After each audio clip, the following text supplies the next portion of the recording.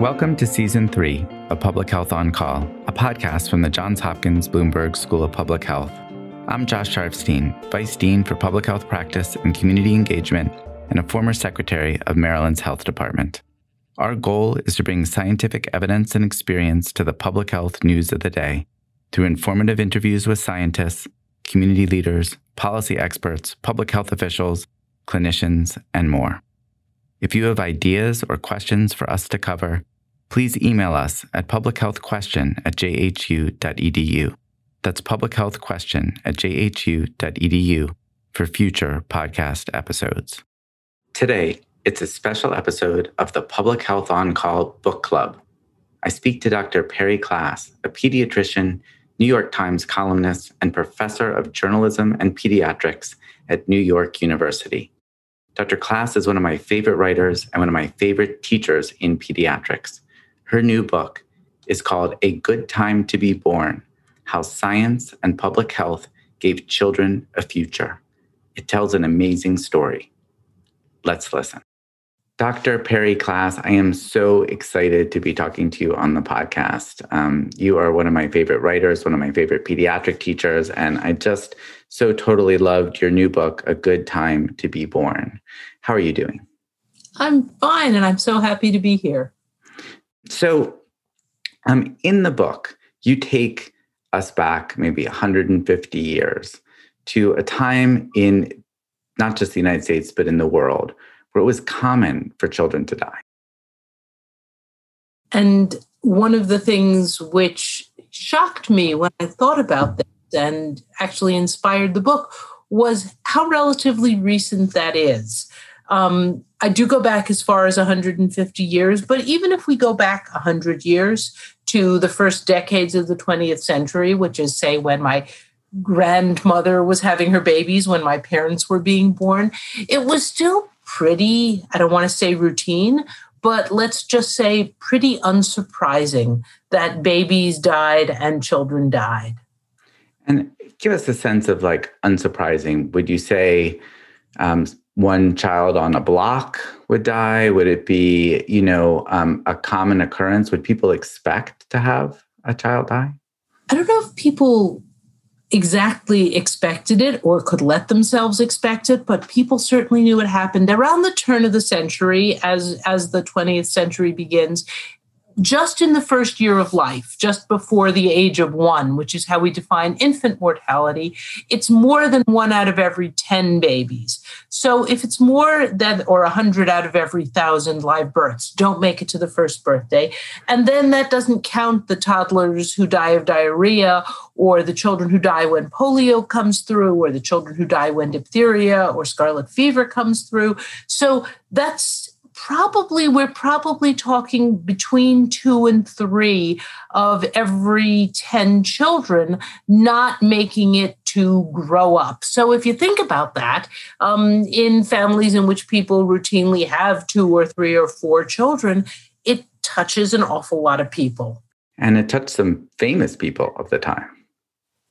Well, that's one of the other things which kept surprising me was that while I would say that it's always been worse to be poor, it's always been worse to be marginalized, it's always been been worse to be a member of a community that faces discrimination and racism and marginalization, being rich and powerful was not actually a protection. And the person I like to cite, because I think my grandmother would have cited him, is John D. Rockefeller, the richest man in history, the first billionaire, who founds the Rockefeller Institute in 1903 when his beloved grandson dies of scarlet fever. And in fact, as you know, really important work goes on there in figuring out the microbiology of streptococcal disease. But I think if you were talking to my grandmother, she would have said to you, even John D. Rockefeller himself. Right. And the children of presidents died. Children of presidents died. And again, in a way that was kind of routine. So when Calvin Coolidge Jr. dies, he's 16 years old and he's playing tennis on the white lawn of the White House, and he's not wearing socks, and he gets a blister on his toe, and he gets what we would now call staphylococcal sepsis. They think of it as blood poisoning, and he's taken to Walter Reed, and you know that every important doctor in Washington who could be there is there. But it's 1924, and there's nothing that anybody can do. And in fact, his father, Calvin Coolidge Sr., who doesn't run for another term, writes that all the glory goes out of the presidency with Calvin Coolidge Jr.'s death. So we go from a time when it is quite common for babies to die, for young children to die from all sorts of conditions that we think of preventable now, to a time when it is the full hope and expectation that babies will not die and that children will not die at all. And what is responsible for that shift? How do we go from, one world to the other? Does it happen continuously? Are there critical steps along the way? It drops really rapidly across the first half of the 20th century through the 30s and the 40s and the 50s, especially the infant mortality rate.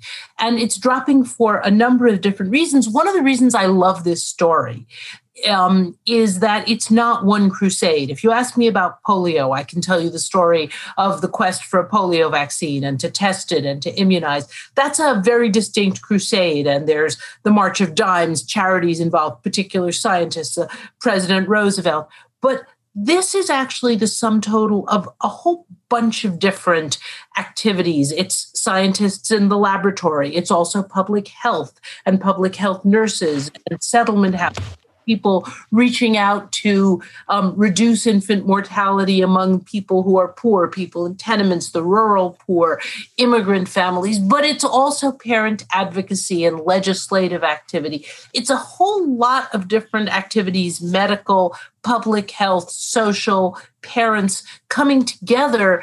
And we do, if you'll excuse me, we do this kind of amazing thing, which I would say is one of the most amazing things we've done as a species. We go from being a species where you have to take for granted that 2 or 3 out of every 10 of your offspring are not going to live to grow up, to being a species where, as you say, we would like to go on the assumption that almost all of our children will and should. And if you think back to when you trained in pediatrics, nobody took pediatric death for granted. Nobody ever said to you, oh, well, you know how it is. A couple of children out of every 10 aren't going to make it. I mean, can you imagine what your training would have been like if that's what they'd had to say to you? It's inconceivable. Every child's death was a terrible tragedy, and we racked our brains over whether in any way it could have been prevented. Let me ask you this. I really appreciated your story of Josephine Baker, and this quote particularly. The way to keep people from dying from disease, it struck me suddenly, was to keep them from falling ill. This seems like in public health a pretty natural thing, but at the time, with so many babies dying from diarrhea in the summer, thousands and thousands of babies, the question that occurred to her was not how to resuscitate babies with diarrhea, but how to keep them from getting diarrhea in the first place. And maybe give a little bit about her and what she did to succeed. Sure. She's someone who I write about a lot because I love her. She writes a memoir in 1939 about her career in public health. She's a woman who grows up in Poughkeepsie in a well-to-do family. I don't think has any, this is the end of the 19th century. I don't think she has any thought of having a career. Then her father dies. She's got invalid family members to support. And lo and behold, she goes to medical school and she starts practicing as a doctor. But she gets caught up in the early days of the Department of Public Health in New York City, which is a pretty remarkable place. And they're interested in, they're dealing with the question of a lot of new immigrants, a lot of people living in tenements, a lot of the problems of poverty and crowding. And they're dealing with it at a moment when all over the world, people are beginning to count infant mortality the way we still do, as how many deaths out of 1,000 by the first birthday. And they're beginning to use it as an index to how your country is doing. France, Germany, Britain, they're all looking at how are we doing, how are other people doing, how many are we losing? And in that comes the idea that maybe all those babies, all those infants don't have to die. And I think before that, there was a certain fatalism about it, no pun intended. That is to say, a certain sense that the weak, the premature, the babies who were not going to make it, there wasn't much you could do. And as you say, they still don't have anything they can do when a baby gets diarrhea. The idea of how to treat it, which you and I take for granted, right? We grew up knowing exactly what you were supposed to do in our training when babies started to get dehydrated. That doesn't exist for a long time. Pediatrics doesn't solve it. But the notion that pasteurized milk, encouraging breastfeeding, boiling the water, that you can keep the babies from falling ill turns out to be incredibly powerful, because Josephine Baker writes about being able to save thousands of babies from the so-called summer diarrhea through those public health and parent education methods. And that really started to change people's expectation. Not that, babies were going to die no matter what, but that there were things that could be done. I think you also quote her saying, "They are our children. Each one carries all the potential possibilities of all humanity. Whatever the statistics say, each has a right to live and each can live." Yeah. And that was a radical statement at the time. Totally radical statement. And I think not one that everyone agreed with, and one that would go on evolving even into the 20th century, the sense that children don't die because they're weak and we should just accept it. They sort of don't have what it takes to survive, or diseases are inevitable. The notion that each child's death, first of all, is a tragedy, but second of all, that what you should be asking is, why wasn't this child protected? Why wasn't this child cared for in a way which is the question they would have asked you during your training. What could have been done to prevent this? Is this a medical technique that we haven't figured out how to do right? Is this a lapse in safety precautions? Why did this happen? This shouldn't have happened. So you start with this revolution in public health, infant feeding, and then you have major advances in infectious disease, the development of antibiotics, the use of antitoxins for certain types of illnesses like diphtheria, and then you get vaccines and the enormous impact of vaccines, and you start to see child mortality falling dramatically. Absolutely. But of course, when you talk about vaccines, you come back to that statement you read from Josephine Baker, that the way to keep them dying is to keep them from getting sick, which is probably for pediatricians like us the most basic statement, right? We'd rather immunize everyone against measles than treat one child with measles, which, by the way, we still don't have a good therapy for. We'd rather immunize everyone against polio than treat one child with polio, which, by the way, we still don't have a good treatment for. So I think that, absolutely, anti-serum, while all of this is going on, and I think it's also connected, one of the reasons you're beginning to understand at the turn of the century the importance of pasteurizing milk is that bacteriology has been flowering for the latter part of the 19th, beginning of the 20th century, and it hasn't all been useful. Bearded scientists have been discovering and naming bacteria and arguing over whose name goes on which bacterium. Diphtheria is the first great practical medical triumph of bacteriology, in which you identify the bacteria, you figure out that it does its terrible damage because it makes a toxin, and that without the toxin, it doesn't cause disease. And then you take the toxin, you inactivate it, you inject it into guinea pigs and then into horses. They make an antitoxin. And then you have this first remarkable specific therapy, which can at least really improve your odds of survival. Yeah, I found your descriptions of diphtheria really terrifying. Just how horrible it is as a disease, how much the children are suffering. The doctors were forced to try to do tracheotomies, which is a terrible chance of survival. And they were doing them again and again and again and watching these children die. And then it becomes a disease of the past. I've never seen it. Have you ever seen it? I've never seen it. It becomes, diphtheria It's not gone in all the world, but it's gone in most parts of the world. It becomes like smallpox. You can think of it as some very distinct slice of human misery, which went away. Yeah. Now, the campaign that pushed a lot of these, innovations through, that made them, universal, that got milk stations for clean milk in so many different cities, it was a social movement. And I want to switch to another theme of your book, which is that, it wasn't it was a complicated social movement, and that there was kind of an underside to this push towards child survival. And maybe could you talk a little bit about that? Sure. One of the things that came up from the very beginning, as you get to the end of the 19th, beginning of the 20th century, and societies for the prevention of infant mortality begin to form around the world, one of the questions which comes up regularly is, to put it bluntly, are you going to weaken the stock? If you keep children alive who were born premature, who were born weak, who have various ailments, are these children who in some Darwinian sense were really not meant to survive? And so one of the things I was interested in is looking at how these crusaders dealt with the questions raised by the now thoroughly discredited eugenics movement. And there was certainly some overlap in the early Society for the Prevention of Infant Mortality in this country.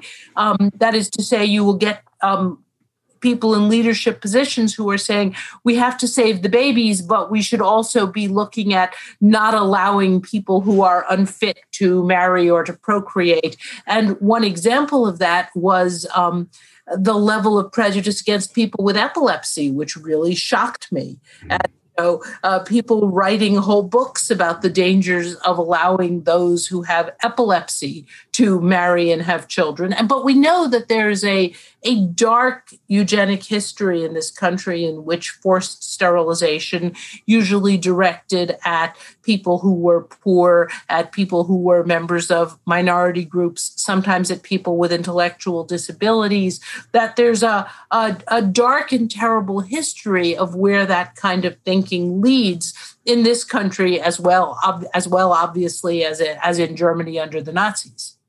So when you think that so much progress has been made in reducing child mortality, but yet there are still such significant disparities.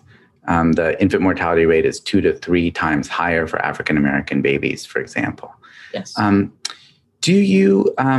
you draw any lines to some of these kind of weaknesses in the movement a century ago? Or, how do you think about those injustices in the context of the overall progress that happened? Well, one interesting aspect of this, and this is, you have to talk about this and explain exactly what you mean.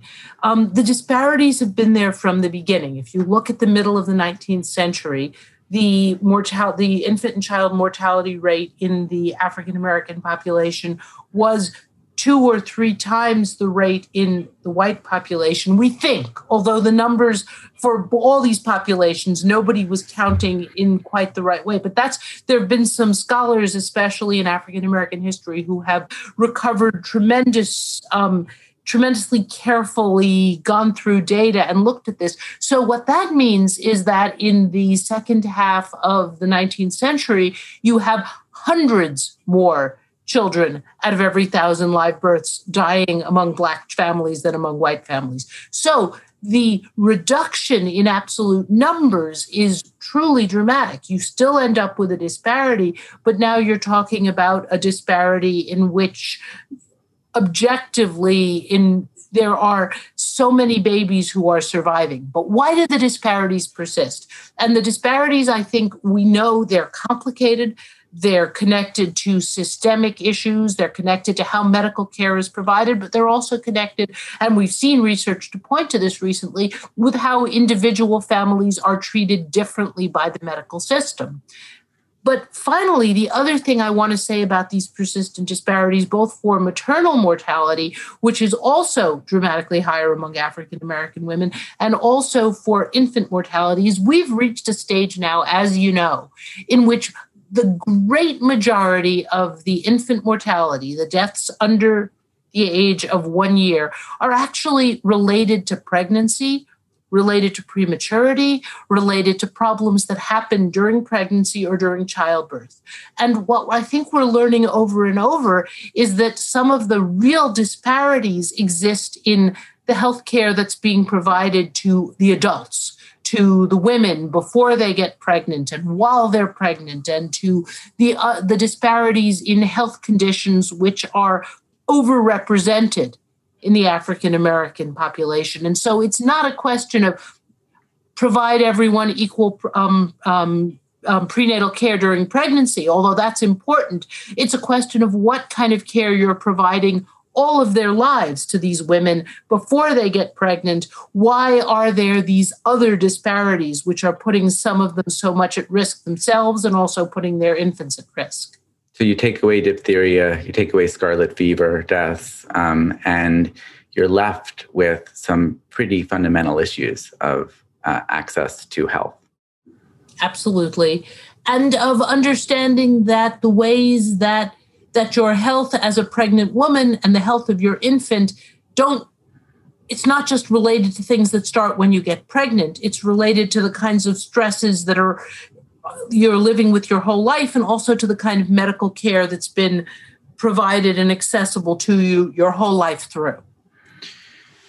Got it. Now, I want to wrap up with an observation that you make at the end of the book, which is, we've seen infant mortality go from, as you said, at least 100 per thousand down to, I think in the United States now, around 5 or 6 on average per thousand. So just an enormous decline.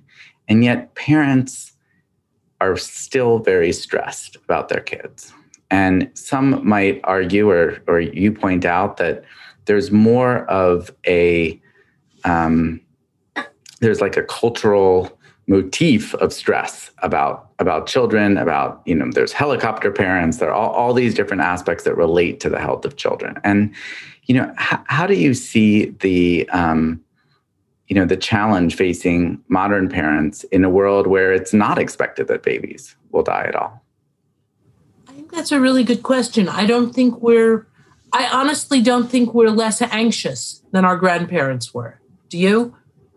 Do you think your grandparents, being a child has always been a little bit about giving your heart away and watching somebody you love more than yourself. And parents all through history, even in times of high infant and child mortality, you'll find those same observations. If only I could feel this pain instead of my child, if only I could be sick. But I don't think that my grandparents felt the same sense of responsibility that parents feel today. Because as I said to you earlier, my grandmother would have said, how can you keep a child safe? Even John D. Rockefeller, the richest man in history, how can I, here in the tenements of Brooklyn? So I think that one of the things that's happened with this safety, and our children are much safer than they would have been 100 years ago, but there's much more of a feeling that you need to make all the right decisions. That, starting with when you're coming home from the hospital, make sure the child's in the right rear-facing car seat and installed correctly. And then when you get that child home, here are the safe sleep instructions. And these are all things I believe in so strongly, and it's all advice that I give as a pediatrician. But there's a little bit of a feeling that you, as a parent, can keep your child safe if and only if you make all the correct decisions. So a century ago, child death was a social phenomenon. People could share that. There were plays about it. There were,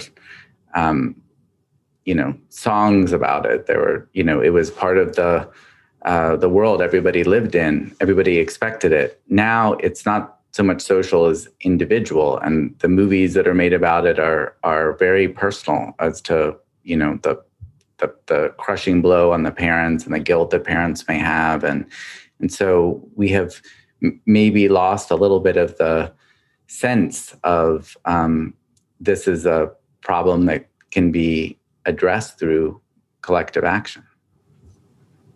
I think that would be sad if it's true, although I do think that you're right that many parents who have lost children recently talk about it as an isolating experience. Nobody wants to hear about it. You can't mention it casually in conversation. It sort of, stops all conversation.